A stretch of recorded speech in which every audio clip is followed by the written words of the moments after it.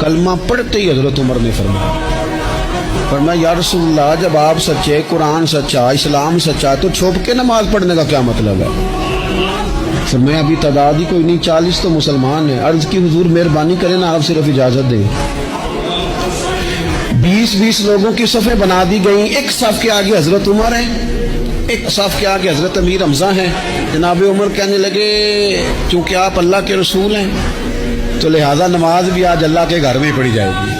तो हजरत उमर बैतुल्लाह शरीफ के बीच खड़े होकर नारा लगाते हैं, फरमाते हैं मैं उमर हूँ, तुम मुझे भी जानते हो, मेरे बाप को भी जानते हो, तुम मेरा कबीला भी जानते हो, मैंने पढ़ लिया है महबूब का कलमा।